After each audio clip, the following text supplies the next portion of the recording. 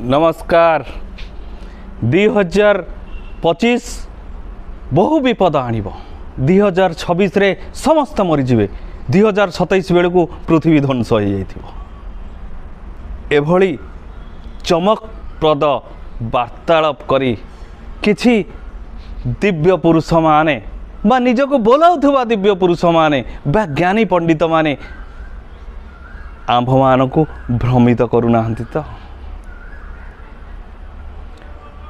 मालिका नारे जो अपप्रचार चली आंभ मानकर मन दिव्यता क्षेत्र उठी जाइनी तो आमे जानिबा दरकार एई केतोटी विज्ञ पंडित समाज को नियंत्रण करती ना कई जनकर वार्ता द्वारा आंभे समाजर स्थिति को निरूपण करि परिबा नाही। कई जणे पंडित कहिथिले दे 2012 मसीह पृथ्वी ध्वंस हो किंतु जदि ध्वंस हैला नाही ताहेले भगवान मिछ हो गले। तेणु आमे समाज रे एक मानव को दृष्टि निक्षेप करी समाजर विराट स्थिति को आमे निरूपण करि परिबा नाही। एक निर्दिष्ट पुस्तक लिखित वाक्य को आम्भे दृष्टि निक्षेप करी आमे समाजर स्थिति को बयान करि परिबा नाही। एक निर्दिष्ट पुस्तक लिपिबद्ध करिथिबा केईटा पंक्ति को आम्भे लक्ष्य करी समाजर स्थिति को बयान करि परिबा नाही।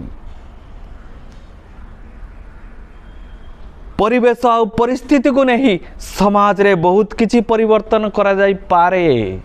कारण आंभे माने मायार बशवर्ती होई यदि प्रकृत स्थिति को भूली जाती ताहले निश्चित समाजर ए दिव्य लीला मध्य परिवर्तन करा जाई पारे। कारण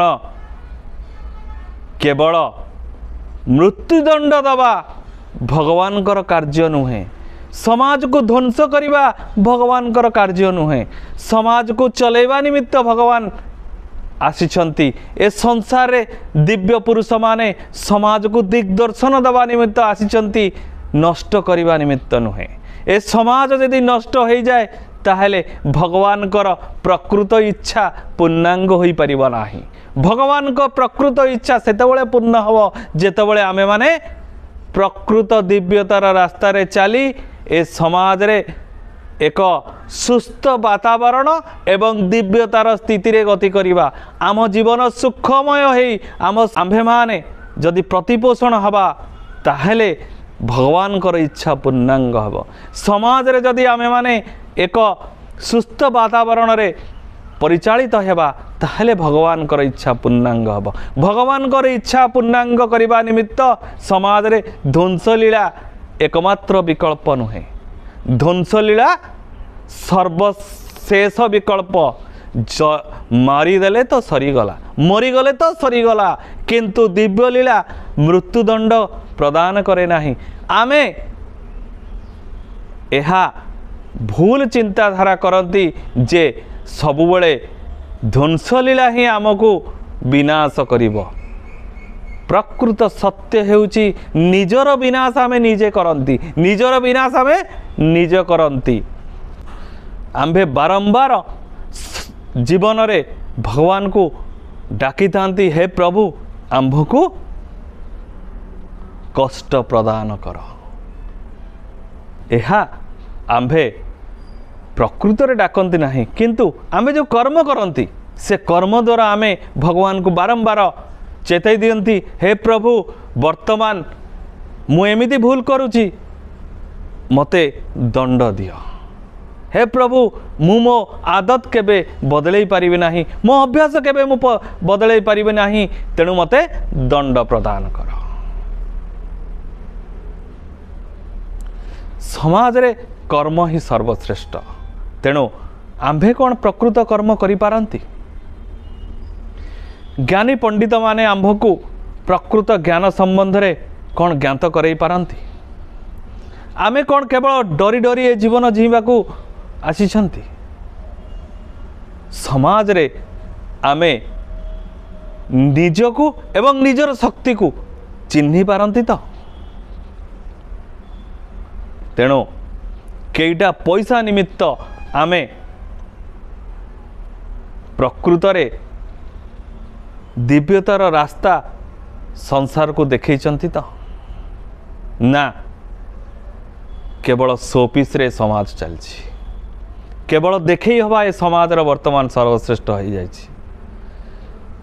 ଯଜ୍ଞ ବା ଦିବ୍ୟତାର ଯେଉଁ ପରିଭାଷା ବା ଦିବ୍ୟତାର ଯେଉଁ ଆଲୋଚନା, ଦିବ୍ୟ ଆଲୋଚନା ବା ସାଧୁ ସମ୍ମିଳନୀ ଯାହାକୁ କହନ୍ତି, ସେଠି ପ୍ରକୃତ ଦିବ୍ୟତାର ରାସ୍ତା ମିଳୁଛି ନା କେବଳ ସାମାଜିକତାକୁ ଦୃଷ୍ଟି ନିକ୍ଷେପ କରି ଆମ୍ଭେମାନେ ରୋଜଗାରର ଏକ ପନ୍ଥା ବର୍ତ୍ତମାନ ବନିଯାଇଛି। ଯଜ୍ଞ ଆଉ ସାଧୁ ସମ୍ମିଳନୀ ଏକ ରୋଜଗାରର ପନ୍ଥା ବନିଯାଇଛି ନା ପ୍ରକୃତର ଦିବ୍ୟତାର ରାସ୍ତା ସେ ଦେଖେଇ ଚାଲିଛି? ଆମେ ଯଜ୍ଞ ମାଧ୍ୟମରେ ଏ ସମାଜର ଯେଉଁ ଶାନ୍ତି ଏବଂ ସତ୍ୟ ପ୍ରତିଷ୍ଠାର ସ୍ୱପ୍ନ ଦେଖିଛନ୍ତି ଏବଂ ସମାଜ ମଙ୍ଗଳ ନିମିତ୍ତ, ସମୂହ ସ୍ୱାର୍ଥ ନିମିତ୍ତ, ବିଶ୍ୱ କଲ୍ୟାଣ ନିମିତ୍ତ, ସାରା ବିଶ୍ୱର ମାନବ କଲ୍ୟାଣ ନିମିତ୍ତ ଯେଉଁ ଯଜ୍ଞମାନ କରାଯାଉଛି, ପ୍ରକୃତରେ ସାରା ସଂସାରର ମଙ୍ଗଳ କରିପାରୁଛି ତ? ଯଦି କରିପାରୁଛି, ତାହେଲେ ଏ ସମାଜରେ ଆଜି ଏଭଳି ଅନ୍ୟାୟ ଅନୀତି କିପରି ଘଟୁଛି? ଆମେମାନେ ଯଦି ପରିବର୍ତ୍ତନ କରିପାରୁଛନ୍ତି, ତାହେଲେ ଲୋକମାନେ ପରିବର୍ତ୍ତନ କିପରି ହୋଇପାରୁନାହାନ୍ତି? ଯଦି ପୂଜା ବ୍ରତ ଓଷା ଦ୍ୱାରା ଆମ ସଂସାରର, ଆମ ପାରିବାରିକ ସ୍ଥିତି ଆମେ ଉନ୍ନତି କରିପାରିଛନ୍ତି, ତାହେଲେ ନିଜକୁ ପଚାରନ୍ତୁ ଯେ ପ୍ରକୃତରେ ମୋର ପାରିବାରିକ ସ୍ଥିତି ଉନ୍ନତି ହୋଇଛି?